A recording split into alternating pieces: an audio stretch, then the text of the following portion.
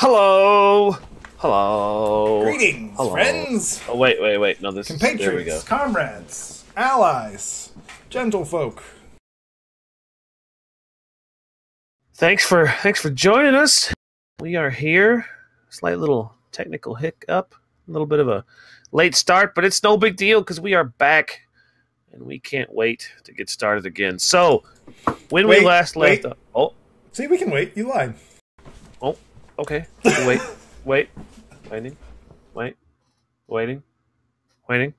right, I think that's... All right. So, when we last left off, our three intrepid explorers have found the stone army that their king had asked them to go and get. However, on the way to go and do that, they were intercepted by a group of resistance fighters who said that the giving control of this army to the king would be a bad idea, and that they should swing favor in a different direction. So we rejoin them in said cave in the midst of said combat. But before we do that, let's get to know the three adventurers this evening. Dave, why don't you start?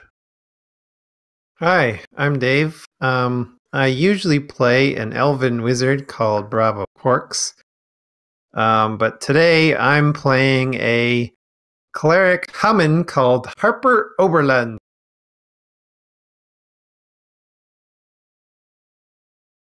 Harper Oberlund. Awesome. Lauren, how about you? I'm Lauren. I, in our normal campaign, play our group's cleric. She is a half-elf and is totally not like a teenager or anything. Doesn't do any of those things at all. And tonight, I am playing a human wizard by the name of Quinn Colvane. Awesome. And last, but absolutely certainly not least, Travis. That was very thoughtful, Joe. I thought that was going to end entirely different. I, in the normal campaign, play a human druid named Carrion, who is great and friendly and neutral. In this campaign, I play someone who is less friendly but still neutral, also human, happens to be a rogue. He has daggers and a bow, and we are fighting stone people, and he has not shot arrows at them because that would be bad. But he is bravely, perhaps foolishly, standing in the way over here, blocking his wizard. Precariously, perhaps? Well, that remains to be seen. I mean, she just dispelled the magic gem of magic, so maybe they'll be shut down. Yeah. I mean, someone forgot to pay the magic bill last month, and So yeah, let's go over what we've learned in the last session. We learned that these stone soldiers can be learning. I mean, if there's one thing that a party entirely composed around the concept of knowledge should be good at, it's learning. Or maybe I'm way off base. I'm sorry. Maybe I'm the one that's off. We learned that even if you transmute the middle of the circuit, it will just go up to the floor. It doesn't actually disconnect it. What else did we learn? We learned that you can transmute the statues themselves. We learned that this whole setup is magic. There's nothing else to it other than like the magic spells that's going on right now. We learned that daggers conduct it. Yep. We learned that steel daggers conduct it. We learned that big gem is in there really solidly, didn't we? Didn't we learn that that'll shock the shit? Yeah, we've made a lot of progress. So we're gonna pick it back up, back in the middle of our combat with Quinn Colvane. You are up first. We also learned that they're hurting. Are you what now? Go ahead. Did we end on me, or did we begin on me? I thought I dispelled everything. We're going to start on you. So you go ahead and take your turn. Are we still in combat? Oh, yes. Can you, let's see. Did everything stop when... Because I used Dispel Magic, right? Yes, you use Dispel Magic on the gem. Gem, I believe. Yes. And all of the three statues went in kind of a dormant phase, if memory serves. And these are still glowing? Faintly, but yes, very, very faintly. Completely extinguished is the circle you are standing in. Okay, so she's gonna kind of look around. Is the pillar that she cast still up, or does that go away when she casted something else? Let's see.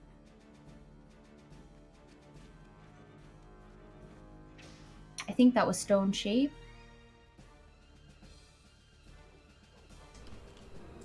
You didn't cast, did you? Oh, you did. Yeah, I did, because I was trying to see if that would break it, and it didn't break it.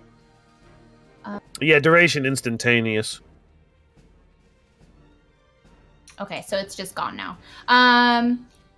So she's going to kind of look around and back to her comrades and be like, are they done? And she's gonna step out of the circle, back one. That's it. All right. Harper Oberlund. Has this red one? What do I see of him? Like, what have I seen happen? The light that is in their eyes has dimmed. It's as if the signal that that has awoken them is weakened or interrupted or impeded in.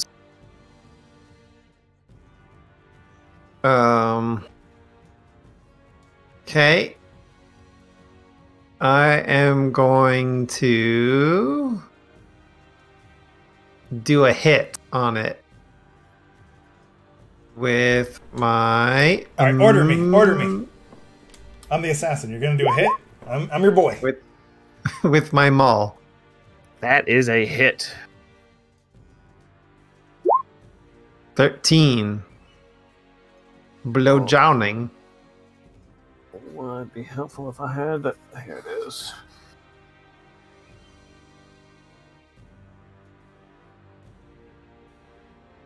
All right, that is red dot, and he takes 13 damage. Okie dokie.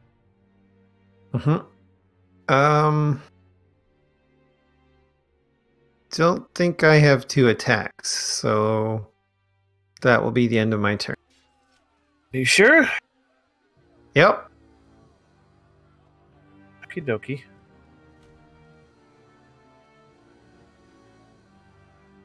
So now we will go to Red Dot, who you can see the blue light growing in his eyes and becoming very, very, very bright in his eyes. But that's all that happens. It's as if his whole energy was spent coming back. The same goes for blue and green, which brings us to Sawyer Cairnlong. So Sawyer is relieved that the soldiers have stopped advancing. He looks to his right. Have the blue lines, have they faded quite a bit? They have faded. They have faded since Quinn cast the spell, but they, in the intervening time between Quinn and your turn, they have begun to lighten back up. How close are they to being to full strength, would you say? They look to be just about back to normal. Maybe only a few seconds. Maybe perhaps only 6 seconds left before they're back to full power. I think maybe we should try to pry out the gem, though I dare not touch it with a dagger unless you want to try to dispel the magic again, and then maybe I can wedge it in there. Last time it got me pretty good, and his hands are still kind of tingling from when he tried to use the dagger as a stopper in the magic channel back here. Seeing how big are these stone statues? Bigger than me? Bigger than Sawyer? Bigger than you. They're a good head and shoulders taller than you. Okay. And a good a good Pantene Pro V wider than. I want to run up to the blue one since they're just stationary, right? They're not doing nothing. They aren't doing anything right now. No. All right, I'm gonna run up to the blue one, and I want to use all my might and try to push the sucker over back into the green one, because he's thinking he has 2 daggers and a bow and arrow, and he's hit rocks before, and it didn't do squat. So he wants to push him. All right, give me a strength check. Don't forget that each one of the 3 of you have inspiration. I definitely want to use my inspiration on this strength check. All right. And I'll remove that from my box. Oh my god! Oh, wow. It's a good thing you used it. Man, I'm glad that inspiration did me a solid, and I rolled with advantage. My 2 is now a 3. You did do better. You did do better. Your inspiration was better. It was a third better. Or no. It was 50% better over the 2. That's right. Half better. Mm-hmm. So you rush up and very much like a quarterback practicing on the dummy, you push with both hands, kind of chest muscles, kind of shoulders, but the stone is inexorable and doesn't. Oh, jeez, these things are really, really heavy. Can I take its weapon, maybe?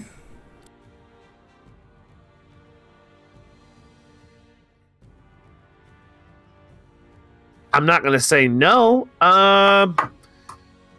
Sure, give me a dexterity. That I got in spades. 14.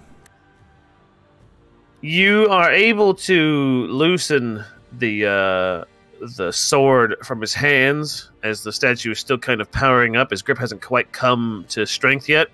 But your strength kind of fails you as the sword comes loose and it just drops to the ground immediately in front of. All right. Well, I want to kick it away and then I want to back up because I can't really attack or anything. Fair enough. So he's gonna back up. He yells to Harper. Harper, if all these things start coming alive, we're gonna be in trouble. What should we do?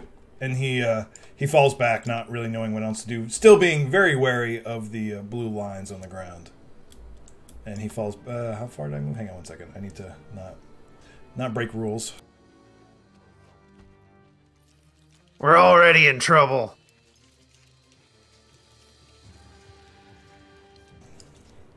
Nothing we can extricate ourselves out from. And he falls back to just behind the last blue line. All right. Which will make it Quinn Colvain's turn. One last thing, because I'm really good at talking today. As he's falling back, he is going to draw his bow out and knock an arrow. Not that he thinks it will help, but at this point, you know. Yeah, couldn't hurt, sure. That's all he does. That was it. All right, Quinn Colvain.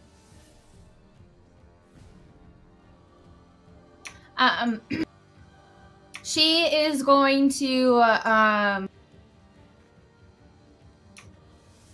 she's going to use a cantrip. She's going to. Does the gem technically have a defense? No. Okay.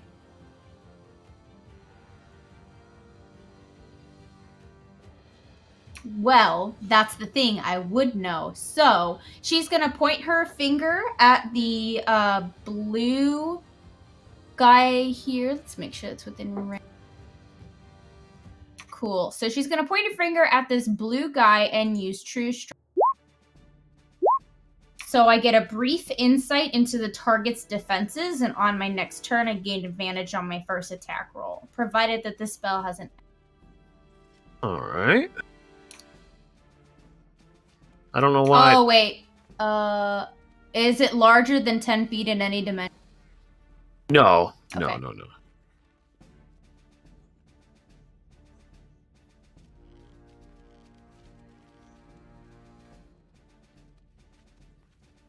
I was reading the wrong spell anyway. Huh? And so, with your true strike in place, what attack are you going to pull off?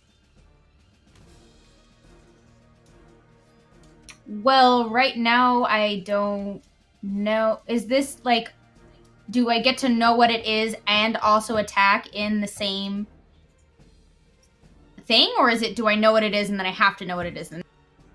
I'll allow you to. Because it says on your next attack. turn you gain advantage. Okay, on your next turn, yeah, kind of a setup for your next turn, yeah. It's a concentration, so I can't do anything other than know what is the insight into the defenses of these targets. Well, the insight that you gain is that these creatures are entirely propelled and powered by magic. Other than that, their defenses come from the fact that they're made out of solid stone. Their armor isn't actually metal or anything like that. It's just the fact that the purest form of magic propels these creatures. Okay, she is going to still be holding her hand there as she's receiving this information, and call out, I think we already got this already, but I do believe that this army is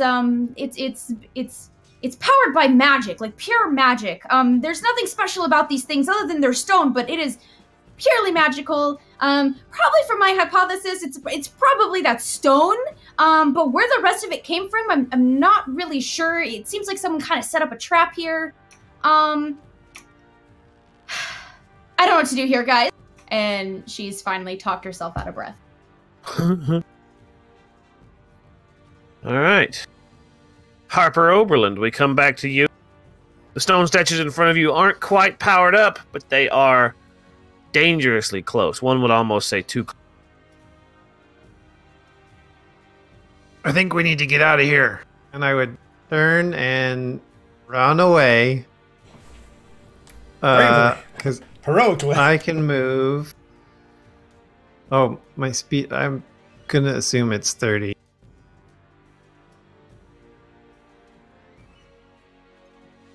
Run to there. We need to go. There's nothing we can do, and I can't take many more hits of that.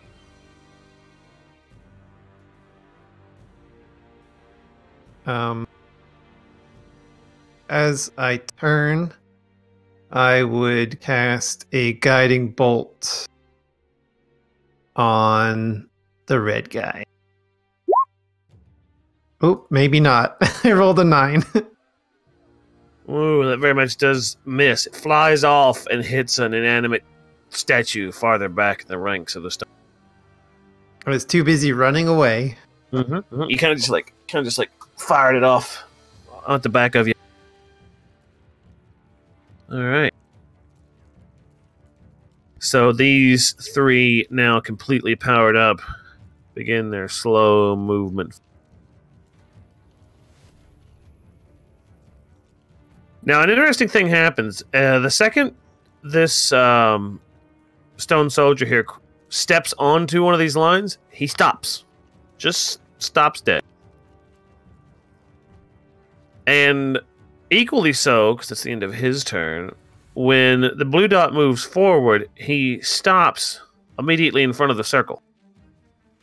It's as if he's thinking or calculating, or maybe he just can't cross that circle.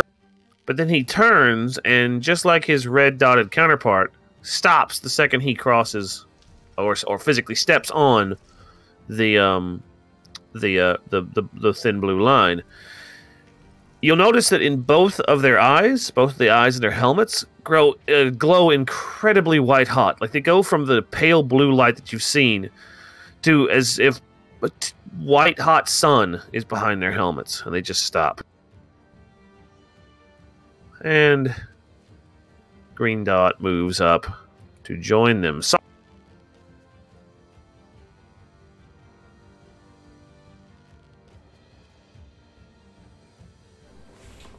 You cut out, Joe.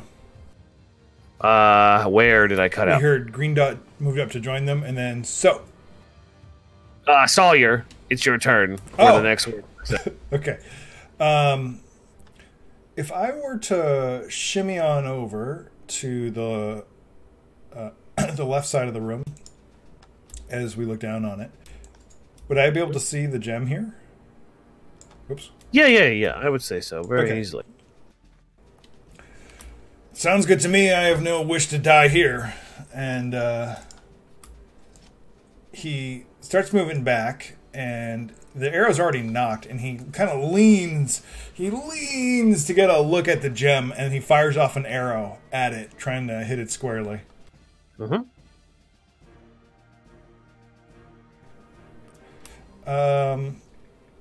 You know what? Just for grins, he's also. I'm going to use I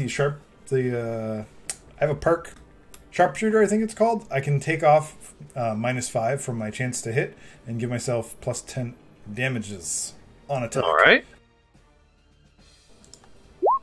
18 on the gem. That is enough to hit it. Never mind. This is dumb. Well, you know what? No. Is the gem smart enough for me to get a sneak attack on it? I'm kidding. 24 piercing damage to the gem. Interestingly enough, when you hit the gem, you're not positive. In fact, give me a percent. Roger Dodger. 11! You're not positive, but you think not only did you hear the sound of your arrow hitting, but you think you heard the telltale sound of a crack forming in the gem, as evidenced by your impact. You see a faint flicker of blue energy escape from the. I think I may be... No, I'm not going to be a jerk. I was just going to repeat verbatim. I won't. I'm not a dummy. Did you hear that? I think maybe I cracked it. Look, and he kind of like nods at the wisp of energy. I can't get another arrow off. They're kind of blocking me, and he falls back to the very entrance around it. Can anyone else get to launch something over there and see if we can break that thing? And he steps all the way back. And that's the end of his turn. All right. Now we turn to Quinn Colvane, who has found herself at the front lines of this combat.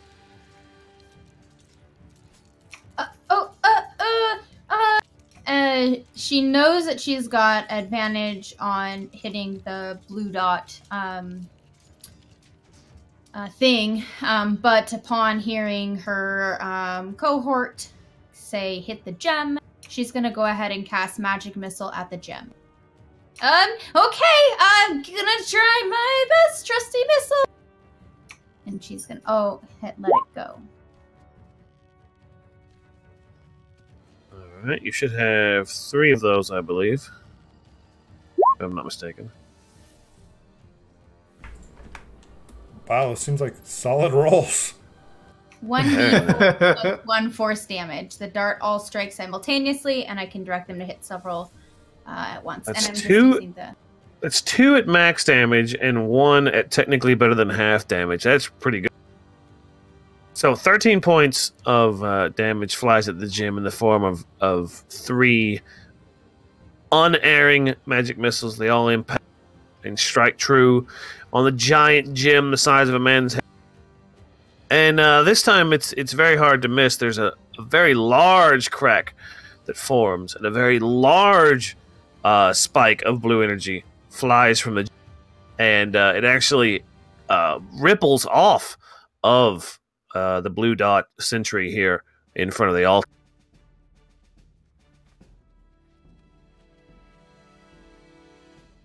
Anything else? You got any more homing missiles? I do, but I Laser can't cast guided? them until Thermal? yes, I hit it. And she's gonna take a step back as soon as I click the right thing. Now what do we do? What we do now is we let Harper Oberlin take his turn. Harper Oberlin. Can I see the gem behind the dude? I would say barely, if for no other reason than you know that it's there. So even if something blocks you, you still have object permanence. Yeah. I mean, I know that it's there, but can I see? Can I see it? Was the question. Yeah, I'd say barely. I'd say barely you can see it. Okay. I'm gonna try and shoot it with my crossbow. So I put away my maul and then pull out my crossbow and fire an arrow off at it. 22. That's a very solid hit. 3.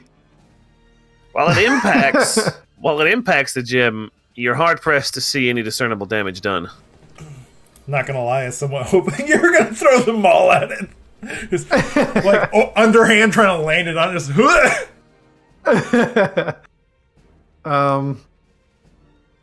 Okay, well that didn't go as planned. Let's get out of here. And I would continue to exit the tunnel. All right. Oh, Pay no mind to the man behind the curtain. I don't think you can click on your token anymore, can you? No. Uh-oh. I have found a bug. I'm invincible now. He's been lost to the abyss. Oops. Oh my god, the flat earthers were right. Actually, what I'm going to do, just a second, hold on. Oh no, Dave. Oops. I knew it. Sorry.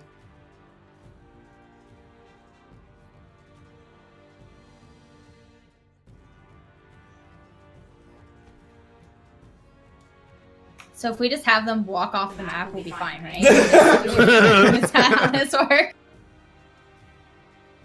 I'm going to give me just a second, and I'll take care of Dave's movement.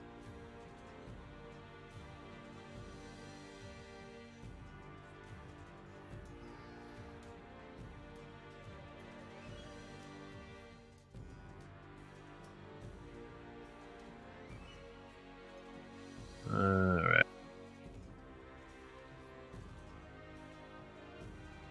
So Dave, you as Harper Oberlin comes out of the main chamber.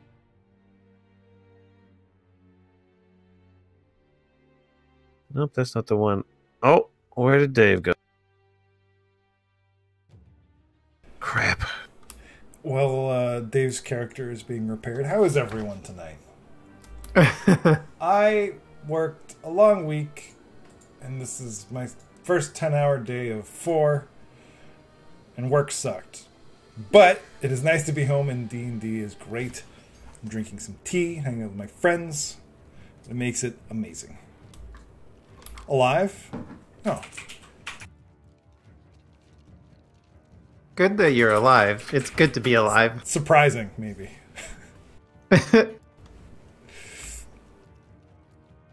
So there Sorry we go. that I borked everything. No, I borked it just as much as you did there in the end. So you should find yourself now in the bottom, kind of rightish section of the new map that you're.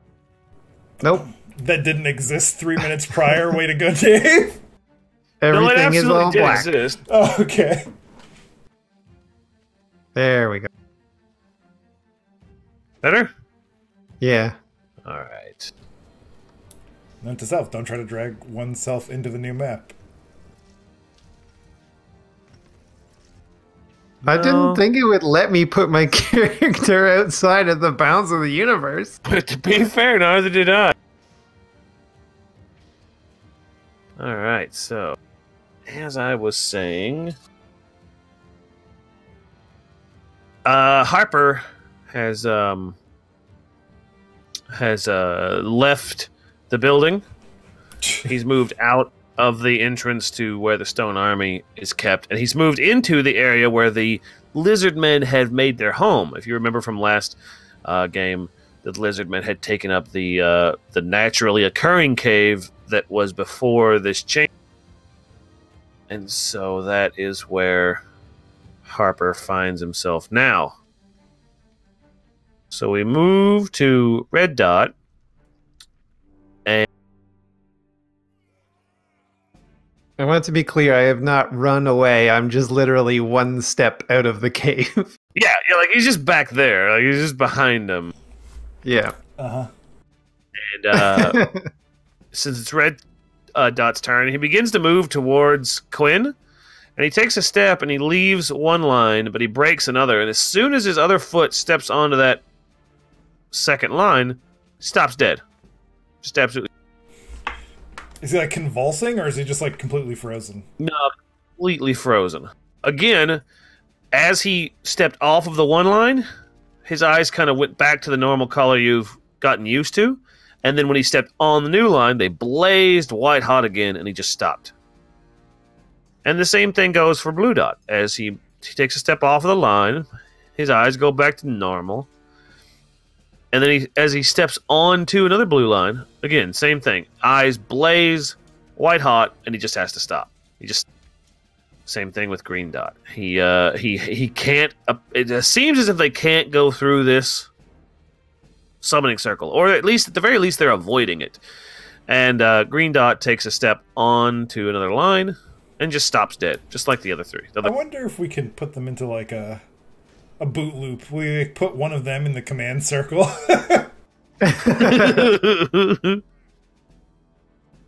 And there, my dear faithful viewers, you have an insight into what Travis does for a living.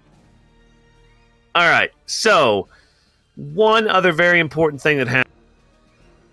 When the last stone soldier operates, you see that the blue, or the not blue line, but the empty channel that had been empty this whole time begins to fill up with blue energy again, and it heads towards the last unused channel. As it does, you see that this soldier here, far in the chamber, his eyes begin to glow blue, very faintly. You can almost see his eyes more than you can see the soldier. But it's as if he's, I don't know, beginning to draw power, beginning to power up. He's beginning to come to life, this new... Not a fan. 10 out of 10. Who we will dot as a new orange dot, and we will add him to the turn. Oh, good, he's in the right spot. All right, so now it is Sawyer's turn. So if Sawyer will do his level best to not move off of the existence of the universe. So while they're on the blue line, are they moving even a little? No. It's as soon as the foot hits the ground on the new blue line, dead mid motion. Okay. In that case, he's going to run up with his bow. How many feet is this? I did not mean to draw a line. I'm sorry. How can you delete that? Yeah, sure. Thanks. That's what I wanted. He's gonna run up here, 20 feet. One side, Quinn, and he rushes up, and then he's leaning again just to get a good shot on the gem. And he is going to make another attack. Same thing. He's going to take his time, aim really carefully, and I'm going to use the sharpshooter perk again. 13. Afraid that's gonna miss. Wait, let me just double check. Yeah, no, hold on. I think I told you about. No, that does miss. Yes. Waiting. Okay. He's sitting there and he's like, well, hell, I got at least one more blue line, so he doesn't actually move. Because they haven't done anything outside of the ordinary. So he's gonna take his chances, and he yells behind him, "Harper, I've got at least one more blue line before they reach me. I'm gonna take one more shot on this thing, and then I'll be with you." Okay. I mean, okay. I probably should have turned away from my microphone and yelled that, but that was not smart. But that's what Sawyer does, and that's his turn. All right, Quinn, Magic Woman. Yeah. So something has been bugging her this whole time, and it's not just the fact that like a giant stone army has come to life, or that they can do a lot of damage, but the fact that they've been avoiding this circle, and that we can't hit the gem. But that's fine. So what she's going to do is she is actually going to she's gonna kind of pipe up and be like, guys, I need to test something. And she's going to walk back into the circle. And then she's going to dispel magic on the circle.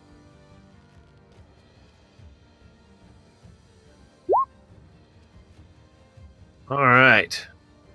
So, you successfully cast Dispel Magic on the circle. The magic goes dim. And when the magic goes dim, 2 statues begin to power up.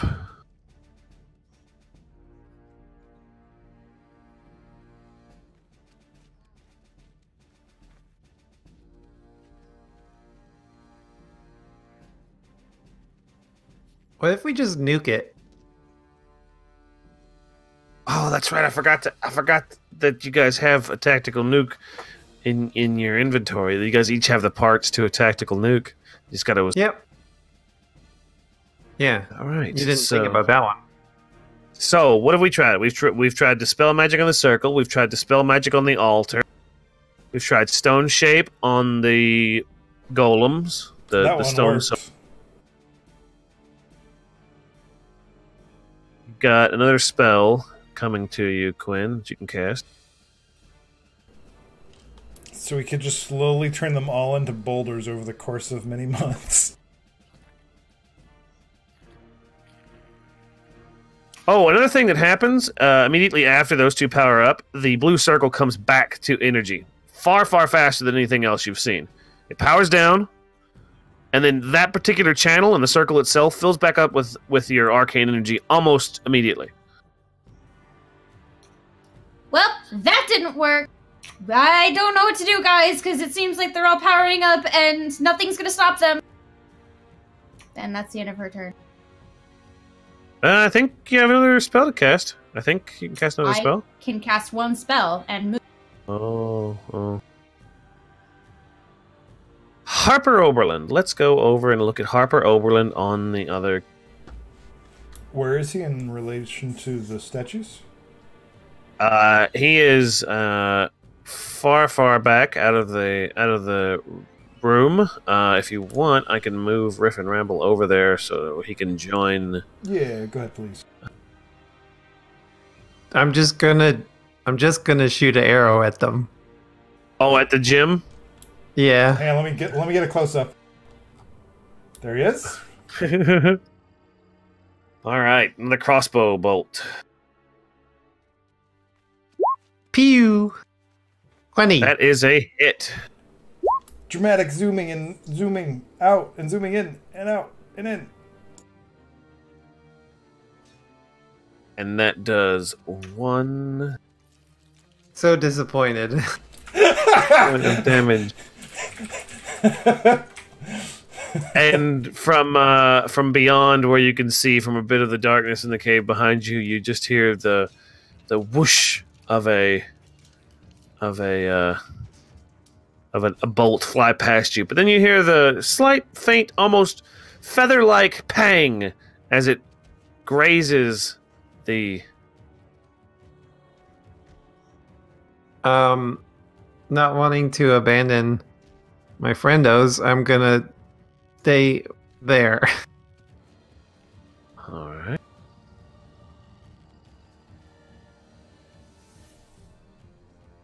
We're gonna put everybody back here, and Dave, I'll move you. Oh, can you see anything with your character off the map?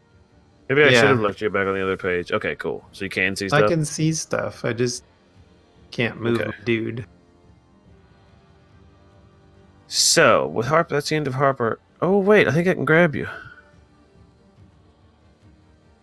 Oh, oh, oh. Hey, look who I... Hooray! So, with the end of Harper Oberlin's turn, we now go to That's Red way Dot. more statues than I remember in the turn order. He added 3 extra. I know. Attention. I know. I'm just saying, I'm not a fan.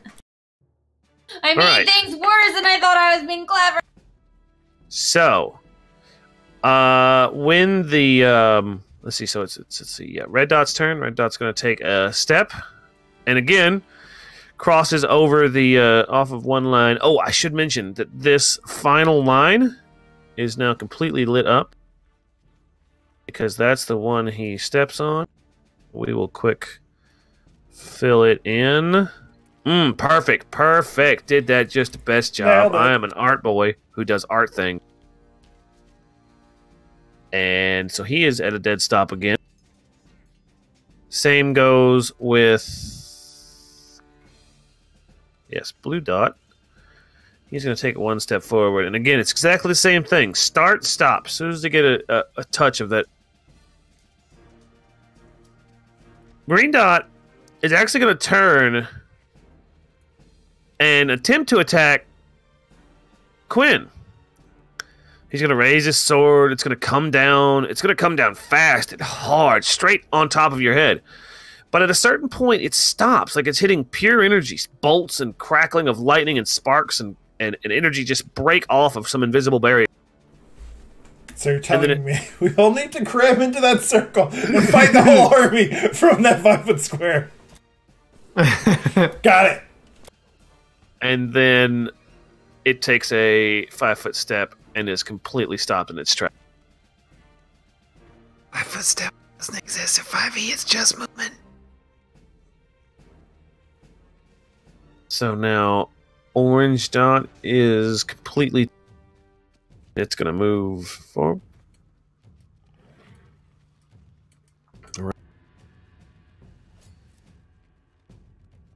And both pink and purple are still powering up. Their lights are growing ever brighter. Sawyer, it is your... Not clapper activated. I was trying to turn it off. Right. What do you know? Everything just powers down. All right. Sawyer knocks another arrow. Quinn, how do you always manage to be just in the way? One side. And he squeezes between her and the wall, doing his best not to step on the magic circle. And he kind of squeezes over here, and he aims another, not a bolt, an arrow at the gem, this time in plain view. And he's going to do the same thing. He's going to use sharpshooter, though, I mean, it's kind of beneath him at this point to focus so much because the target's right there. 22.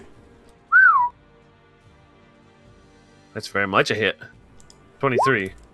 Yeah, yep, 23 damage as well. And another 23 points of damage. That's a good amount of damage. I like that. I like that. All right. So the impact opens up a very large fissure inside the gem. The arrow goes flying off, and it lets off a very, very large crack of energy. And this whole area, let me draw for you the area. We'll do it in red because that's an important color. I feel like I need to be looking at my uncanny dodge.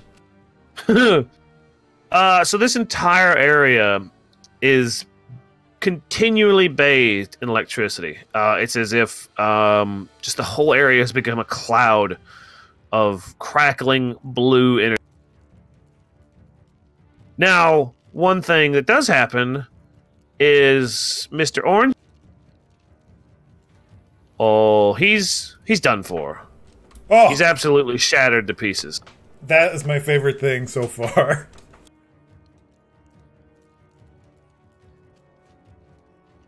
However, the energy does not subside. How close is it to this wall? You can make a diagonal step. Would I not fry my buttocks in the energy? We'll have a dexterity saving throw to see if you do. All right. Sounds good. He said questioningly. Okay. Dexterity save. Actually, can I do instead? No, I'll take your word for it.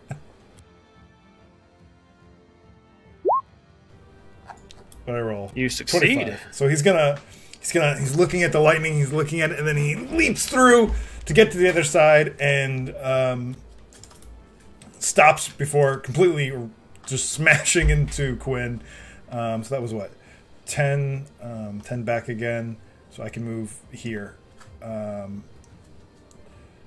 And he turns to look at this, as he moves, he turns to look at this big guy.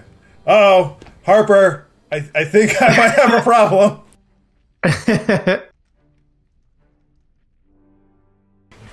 All right. And that is his turn. Which brings us once again to Quinn, magical woman. See, I've been trying to make a Dr. Quinn medicine woman joke this whole night, and I couldn't get it to line up. It's because I kept saying magic and not magical. Never mind. It's not funny. It's moments past. Moments past. Can Quinn try and decipher what kind of magic it is? Yeah, that's actually pretty easy for Quinn. It's pretty basic, or no, basic's the wrong word. It's primeval. It's down at an instinctual level of magic. It's nothing that actually would be terribly complicated to learn. It's something that's extremely easy to dispel. It's just extremely powerful as well.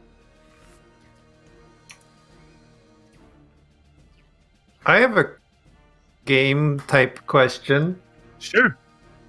If it's easy to dispel, and 2 dispel magics have done nothing to it.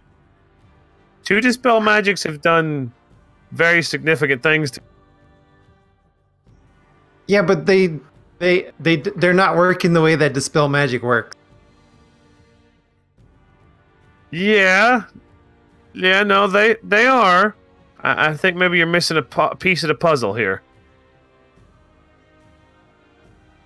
Okay.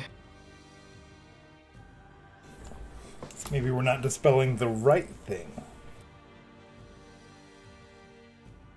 Well, I can only use it one more time, so... You have a wand of dispel magic. You could shoot the gem again.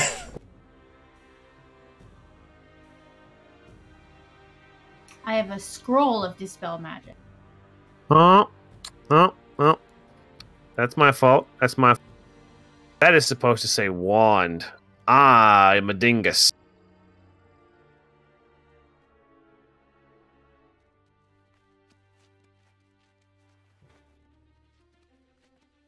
How does that change it? 10 charges in the wand, and it casts as the spell that you have in your inventory. In your.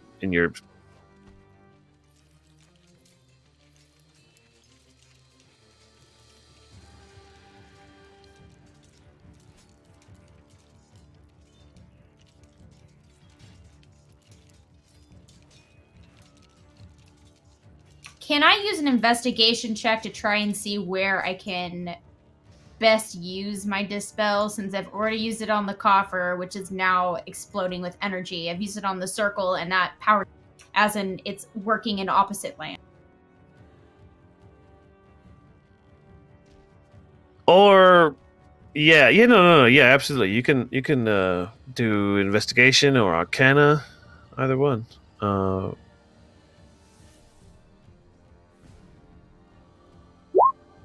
I rolled a 13 on investigation.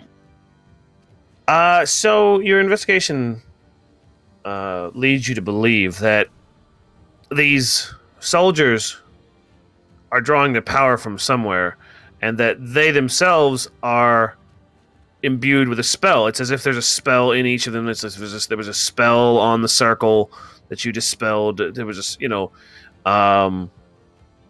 each component part to this mechanism appears to be powered by its own spell. Okay, guys, I think I'm getting something. So there's many different layers to this, and I feel like each thing that I've been pointing at has been unlocking something. So that makes something else happen. So I don't know what to do next. And she's still trying to make the gears work in her head. But since she was miraculously okay in the circle, despite being like, because it didn't hit her, she's gonna go like, eeny, meeny, miny, moo, and point at the green dotted, whatchamacallit, soldier, and cast a spell on the soldier. So now I'm down 3, I guess.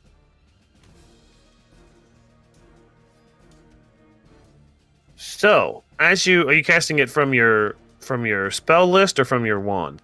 I'm gonna cast it from the wand, so I guess I still have 10 charges on the wand. Well, yeah, down 1 to 9. So, as you cast it on the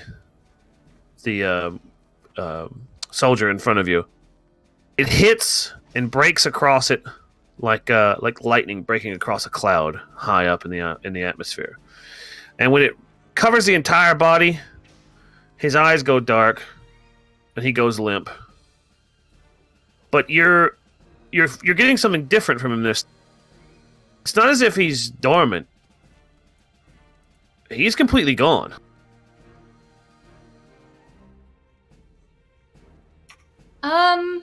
Well, so it seems like when I take my wand and I point at the thing, it's empty. I don't think it's even refilling, so to speak, because that's sort of what it seemed like when these guys were getting filled up with energy. I don't have enough charges to dispel everybody, but I guess this could buy us some time? You make a very interesting observation as well, because as you see that one powered down, you see another one off in the distance, very faintly. His eyes begin to light. What was that? So, as that one went dead, like you said, the energy drained from him. And as you look, you can see ever so faintly. It's almost not there. You had to look very carefully, and you just barely caught it. But this one here in the ranks of the soldiers begins to power up. But like I said, so very faintly. Just the faintest wisp of light in his eyes.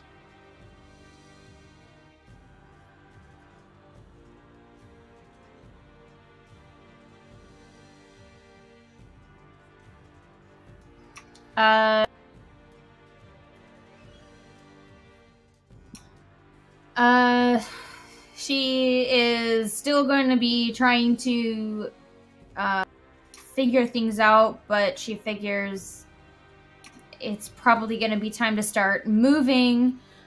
So she's going to move out of the circle and face up here to help out Harper. Not Harper, Sawyer. And call out to Sawyer. Sorry it's taken so long. I thought I could figure it out. And that's the end of her turn. All right. Oh, I forgot last turn. I don't want to forget this turn. While you're in the circle, at the end of each of your turns, like I said, I forgot last turn. It's my fault. But at the end of each of your turns, you get this undeniable sense that your mind, your inner thoughts are being not probed, but they're being questioned.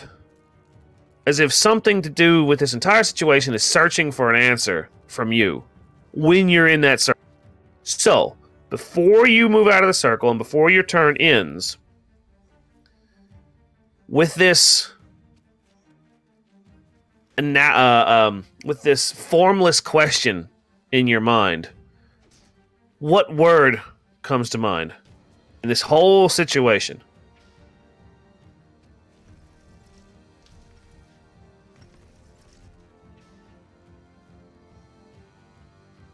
How?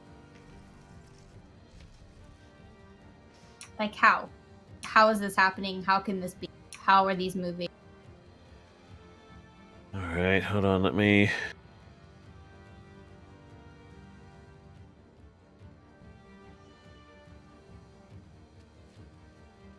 Right. So, as the overwhelming thought in your head that comes back to this question is how. You don't get a clear response. You get a kind of flash of imagery and the image of the figurehead of a ship, the image of a speaker at a pulpit, the image of a flag at the head of an army. And then you leave the circle. Can I see what the flag was? Like the colors or any shape? No, you can't make it out. You can't make out any of the details.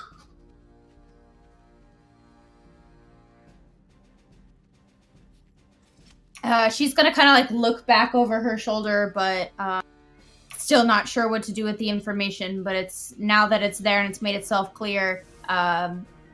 She's got a nagging. All right, Harper Oberlin.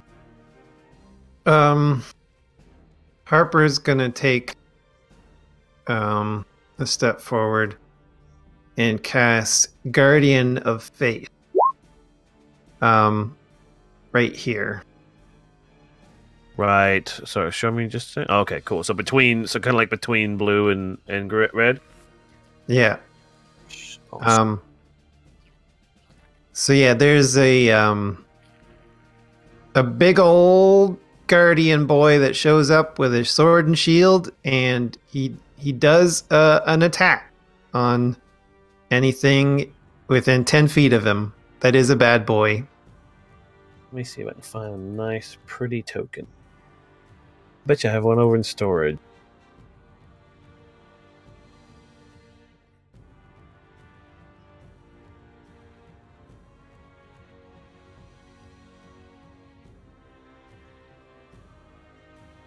No, go ahead. Roll your attack. It just does it. Oh, I'm sorry. Let's see here. Any house creature that moves into space within 10 feet of the garden for the first time must succeed a dexterity saving throw. Creature takes 20 radiant damage on a failed save and half as much on a successful one. The guardian vanishes when it has dealt. Go now, pressure. See. That moves into a space within 10 feet of the guardian for the first time on a turn must succeed. Okay, awesome. So it is right smack in between those two stone boys. Mm-hmm.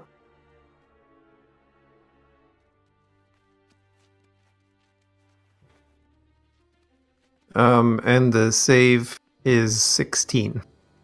Okay. Let's use this. No shield, but that's pretty close. Alright, so...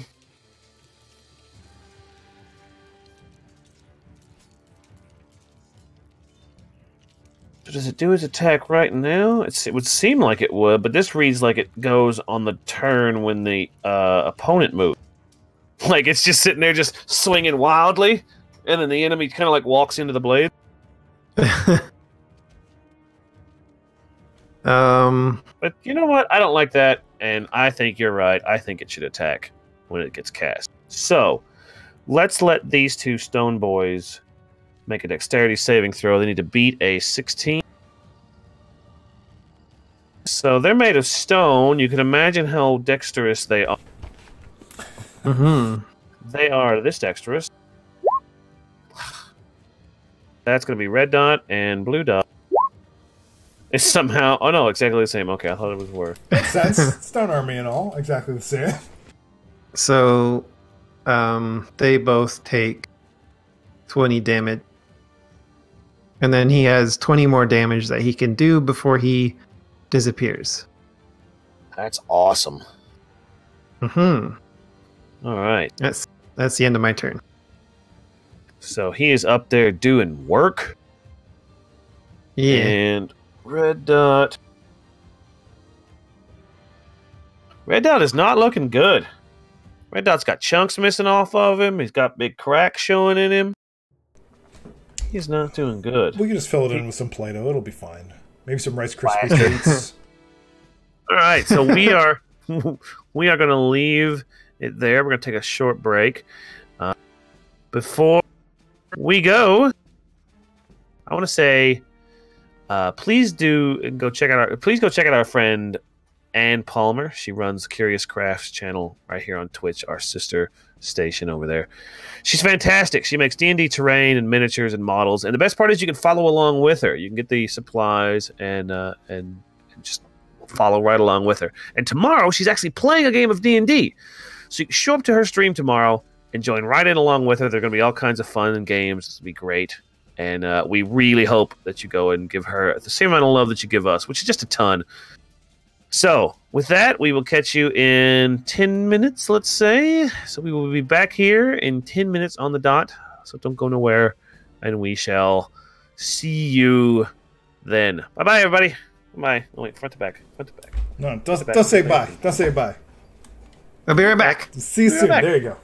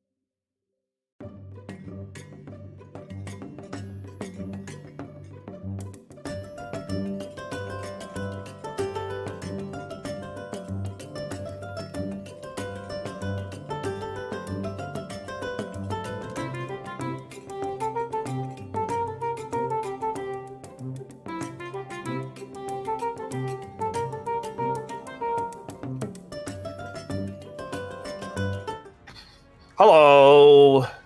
We Are nearly on time, but not quite. we are back.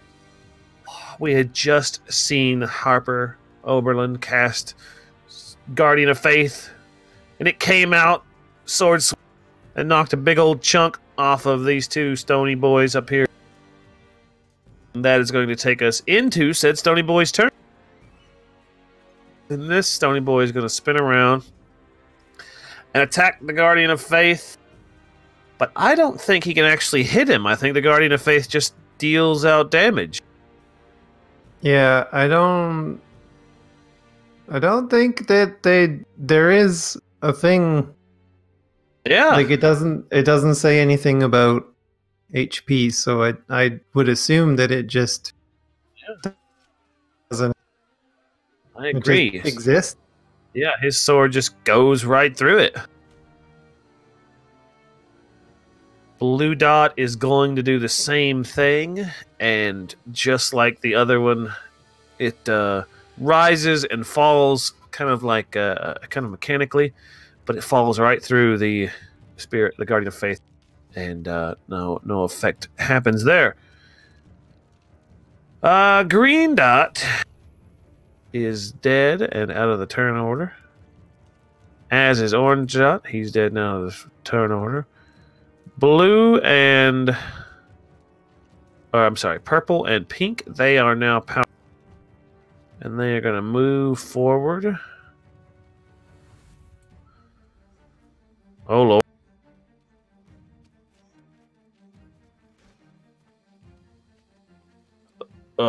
Well, I've written a very dumb logic into these soldiers. Because here's what's happened. Here's what happens with Purple Dot. He powers up and begins walking straight forward, which walks him directly into your lightning cube. And as he walks through it, he just disintegrates as he walks. So mid-stride just falls face forward into a pile of stone. Calculated. So he takes himself out of the picture.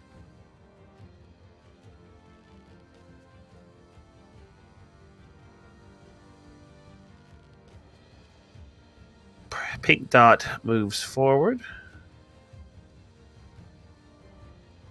And that brings us back to Sawyer Cairnlorn as, I guess you guys can't really see it, so never mind. It's Sawyer Cairnlorn. Now we see. Whew. I don't know what you did, Harper, but I'm grateful not being bashed with that big old stupid sword.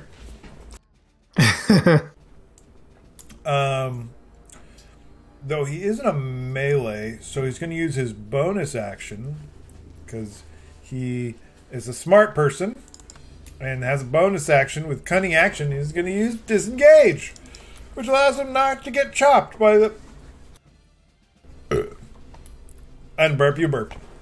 Not get chopped by the giant sword as he tactically runs away. So he looks over at Quinn. Quinn, you got to get out of here while they're distracted by this whatever Harper summoned. And he's going to not follow his own advice and run over here. And can he see the gem from here-ish? From right there. Let's find out. I'd say so. It'd probably be difficult to hit. What with the electrical cloud around it and the spectral guardian the Guardian of Faith that you're shooting through. Yeah, I would say you can take the shot, but it disadvantage. Okay, he is going to take the shot. I'm not going to engage the -5 for +10 damage. Just going to take a regular shot. He takes his time, though, lining up the shot, sinking his breath, and then when he feels like the lightning has just pulsed in front of it, he looses the arrow. 20! At disadvantage. Nice. assuming that's a hit. Yes, absolutely. 13 damages. 13 damage to the gym puts us at a number which I almost said out loud. I constantly. What number was that? Oh, it was. It's my favorite number. It was. Which is one off of. So. Anything else from Mr. Sawyer Carolyn? Nope. He good. All right. Quinn Colvane. Those ginger snaps? No, they're lemon Oreos. Ooh. They're so good. So Quinn heard soy, but from exiting the circle, she got that nagging feeling. I need to know more. It's telling me things. Guys, I think that the circle... I'm gonna sound really weird, but I think the circle was kind of talking to me. If by the circle you mean my mouth yelling at you to leave, then yes, it was yelling at you to leave. I know. But... And she's going to step back into the circle. And she is going to try and use her Wand of Dispel on the gem. On the gem. All right. So you remove a charge from your wand, and as the spell flies forward, it impacts on the gem, and the gem grows dark. And when the gem grows dark, everything grows dark. The cloud dissipates, kind of like the passing of a thunderstorm. All the channels grow dim. All the soldiers go dim, kind of stop moving. Yeah, I'll leave that box up, but for right now, there is no lightning in this area. Also going dim is the circle you're standing in.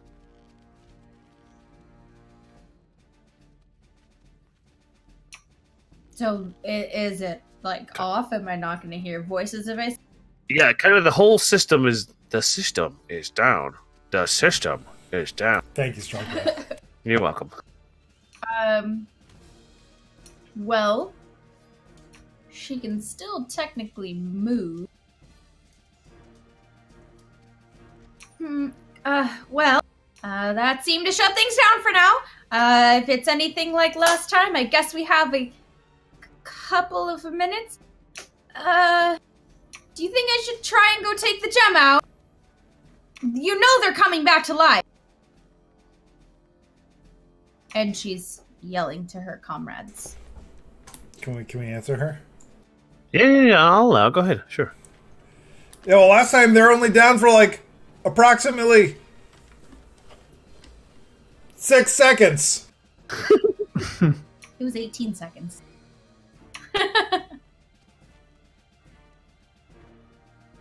Yeah. I think we should just destroy the stupid gem, as valuable as it probably is. But you saw what destroying it did. It made the explosion of magic. Well, how many more times can you dispel it? 8. And that's not a lot of seconds.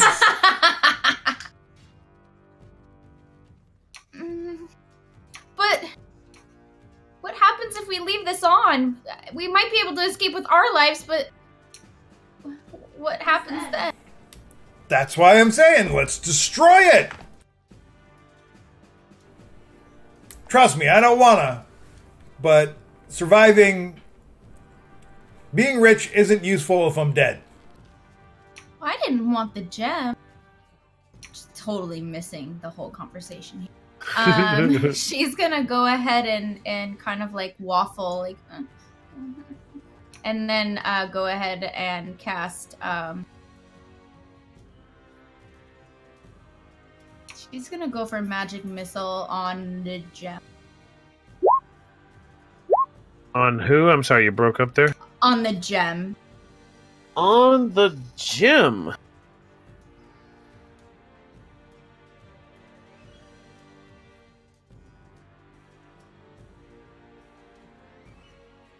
All right.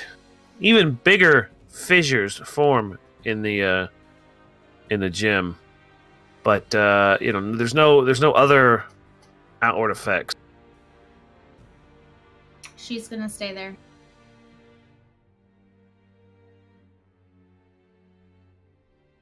The end. All right. Harper Oberlund. Oh, that's a knowing grin. That is a man with a plan if ever I've seen one.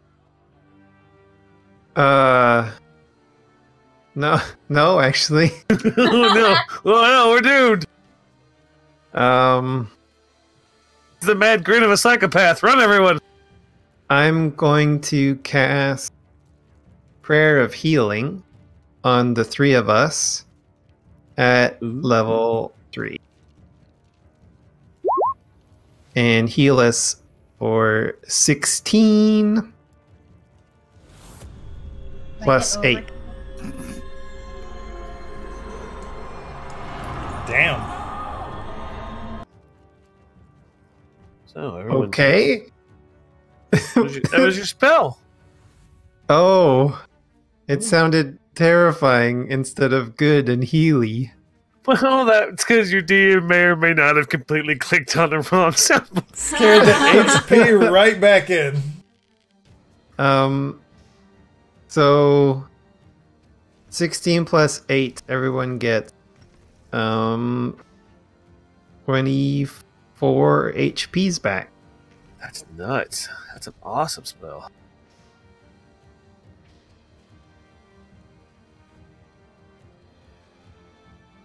I haven't been hit yet, so that would have been great, but I'm glad you guys get healed. I've been hit lots. I know. You guys need it. And it was horrible. I'm just staying in the circle, I guess. All right. Anything from Mr. Oberlund?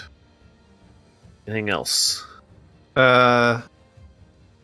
No, but my big dude, I think, gets to do another. Or is it on the enemy's turn? It's on the enemy's turn when they move, yeah.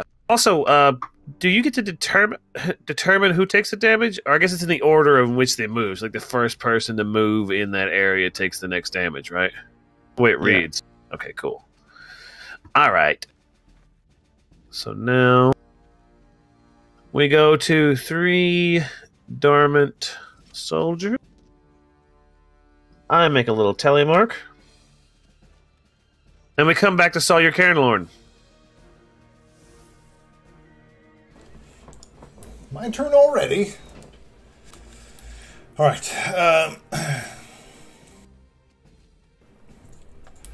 Harper, I'm gonna try to. Well, never mind. I guess I'm not gonna move at all. I can probably weave an arrow through that midst, and or another one anyway. And he knocks another arrow and loops it again at the gem. I'm going to use the big damage and hope that it hits. Okie dokie. Big damage, 19. That is. 23. This is awfully fucking reliable. 23 damage. All right. So, here's what happens. Your arrow flies away from you, wriggling slightly as it flies off the bow. Flies past you, threads the needle between the stone soldier and the guardian of faith, flies past and over the slumped shoulders of the dead stone soldier in front of them. It impacts solidly in an already existing fissure. The impact causes the fissure to slowly start to expand, more and more and more, cracking louder and louder until the gem breaks into 2 parts. That's good, right? That's good for now. What do you mean for now? Well, here's what happens next. It's unless there's anything you want to do. Unless there's anything else you want.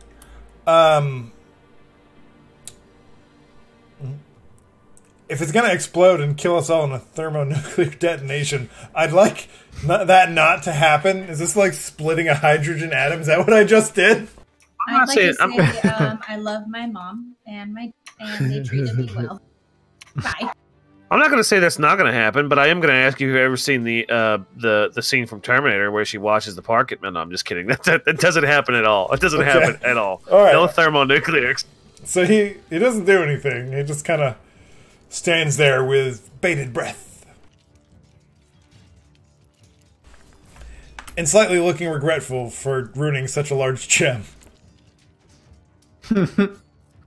So, so that's the end of Sawyer's turn. Quinn, would you please give me an arcane check?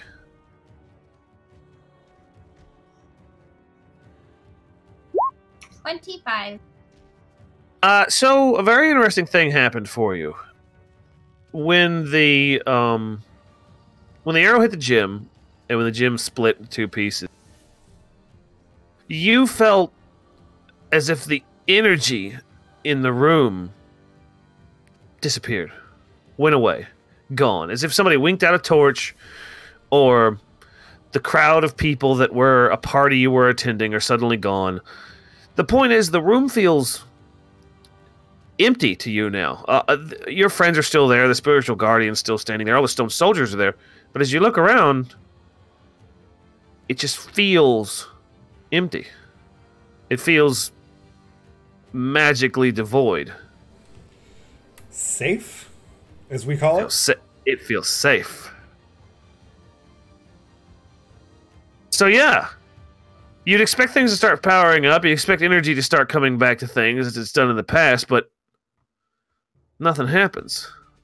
All the light has faded from the soldiers' eyes. The troughs in the ground and the wall are empty.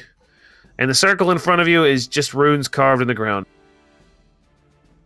You've stopped everything. I did not believe it for a second. You're welcome.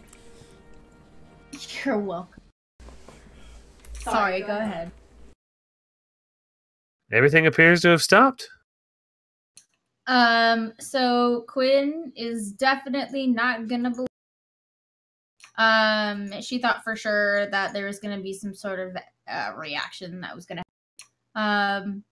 in her disbelief and in her really wish that she knew more.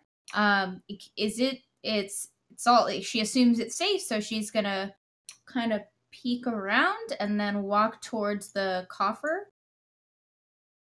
Was this stone or was this metal? The coffer was stone, but it's not the same stone as the rest of the cave around it. Like it was maybe brought in, or at the very least, it's a different stone than everything else. She's gonna put her hand on it, and then she's gonna try and take part of the gem that broke. You can take the whole thing. Take everything. It comes right out. No resistance, no shocks, no pain. So she's gonna take half of it, and then she's gonna take the other half, and then she's gonna kind of look around. Well, and then she's gonna hold on. She's just holding on to it. She's just kind of looking. I think we're safe for now. And then start making her way back. So that was 5, 10. What? We're out of combat.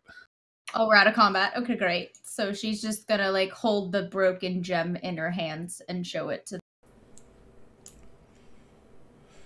Shame that, but I mean, it's big enough. Still ought to be worth quite the pretty penny. And he gets a little bit closer to look at it.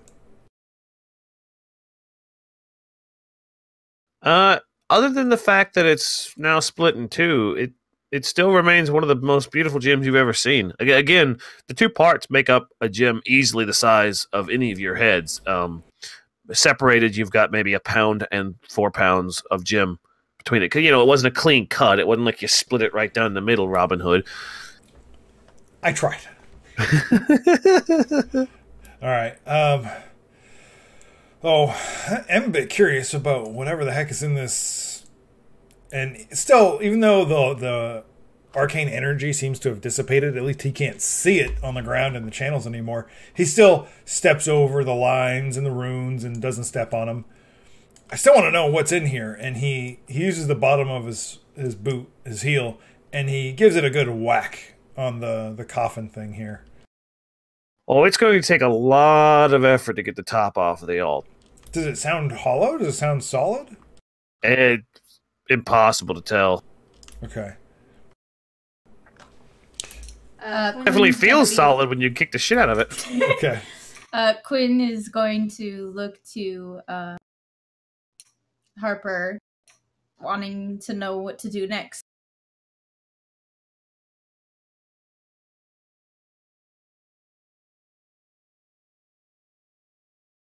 Crap. We didn't change our stinking characters over. Dang it. I just realized in the rolls. Oh. Oops. Harper would be like, all right, we're clearly the heroes here, so our job is done. We're heroes now, and we can go.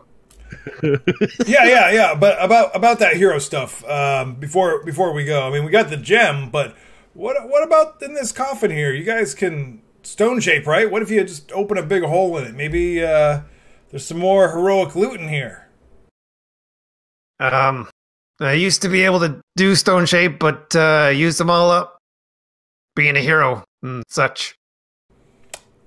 I think I have one left. And she's still looking to Harper for approval because she's just not knowing what to do.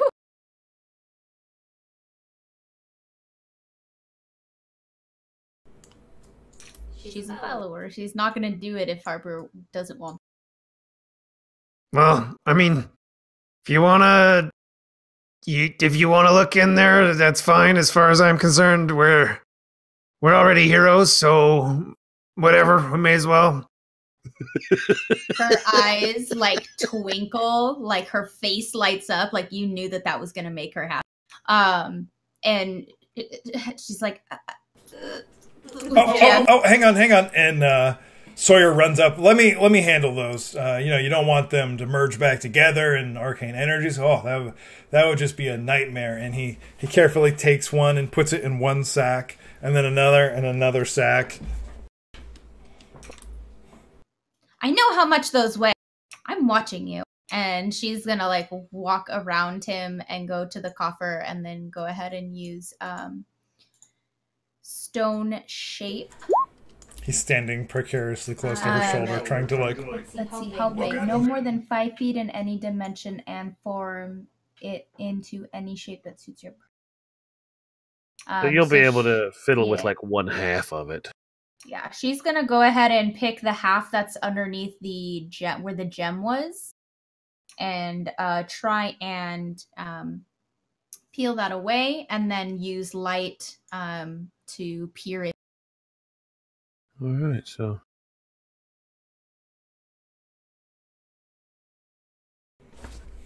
it's a giant sketcher. It's empty. It's you solid. Start moving the stone around in your mind, and as you bend it into a shape that allows you access to the middle of it, kind of open it up and peer, and you let your light shine in and reveal the inside. You can see that there's no body inside. This wasn't a tomb for a person. It was a tomb for a great many items. There's sticks and various religious symbols and herbs and dusts and rocks and silly don't. These are all various foci and components. And you start going through all the spell knowledge that you have in your head, and it occurs to you that, as far as you can tell, at least for all the spells you know, every single spell component is here.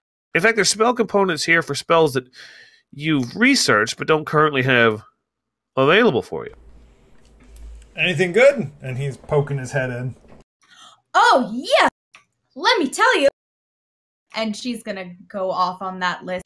And there's this for this. And then, wow, I haven't seen this yet, but I've only ever heard of it. Oh, and I'm like, she's like gingerly holding like a fucking speck of dirt. And so, you can see that she's definitely just kind of like, like museum touching, but isn't actually going to take them. Sawyer's like looking into this, and he may not know what you need for spell components. Like, he knows what they are. He doesn't know what they would be used for, but he knows some of them are quite valuable, and those are the ones he's looking for. Yeah, let's have an investigation check. Well, that'd be a 20. You're able to pull out about 10 gold worth of spell components from the more valuable ones that you can find. However, it should be mentioned that Quinn absolutely sees you. Quinn knows the value of what you're pulling out. So he pulls them out like, wow, these are in really good shape, Quinn. We could really use these. I'm just going to save these for later. And he puts them in his pocket. Not that one. And she's going to like pick out like, no. As she reaches for them, he's moving his hand. Nope. They're better off with me. Can I take some? Can you do what? Can you take what? I want to take them back. She's going to try to take them back. He's not going to let her. I'll happily allow the two of you to strength check this. Strength? Oh, fuck.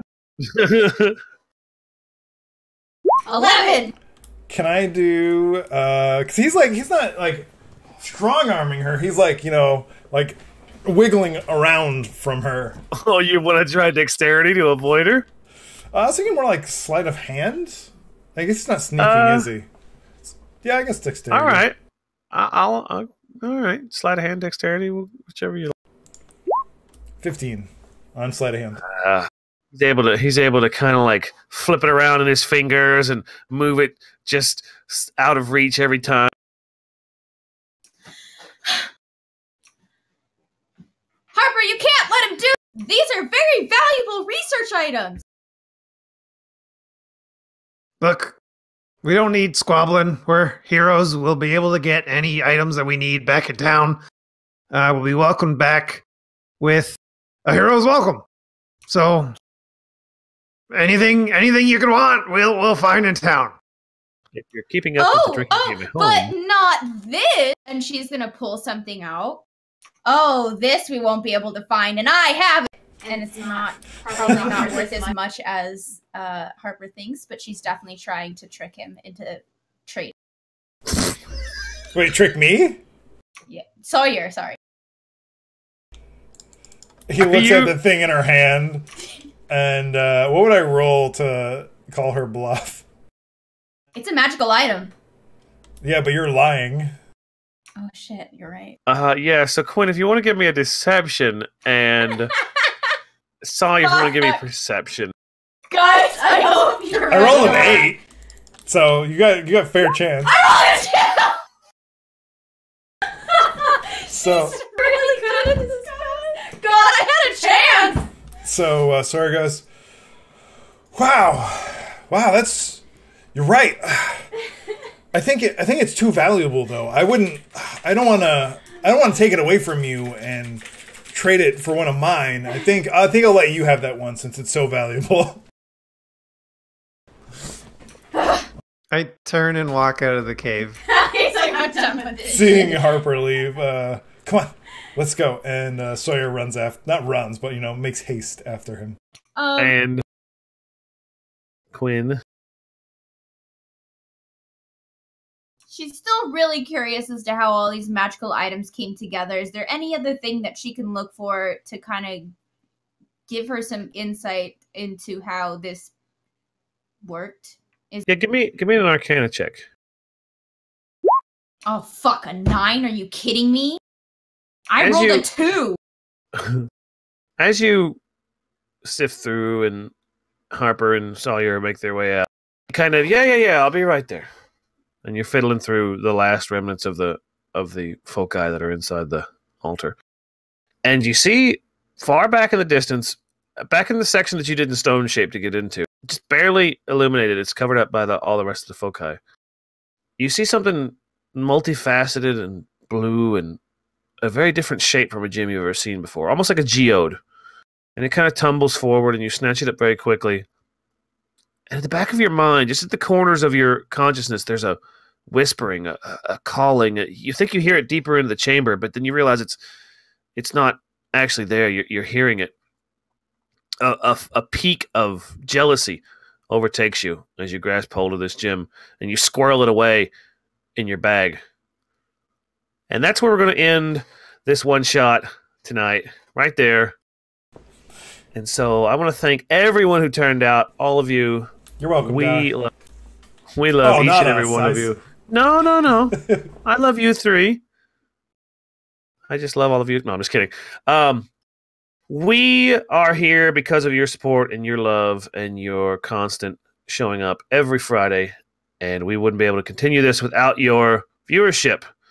You can find all of us down there in the links below. We are all on social media, except for that guy over there. If you want to get a hold of him, go visit us on our Discords, where we have all our great fun.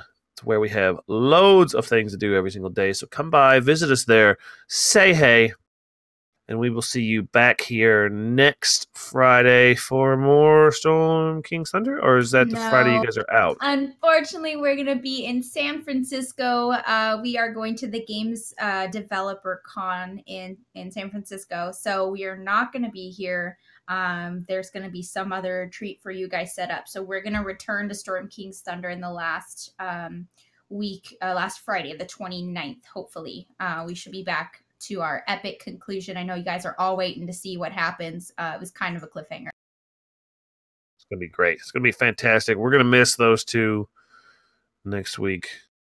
They'll be back, and we'll be back. And you come back right here next Friday, and we will see you again.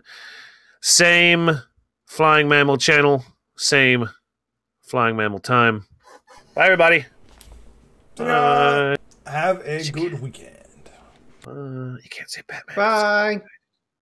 Can't say Batman anymore because it's copyrighted. I don't want to get struck.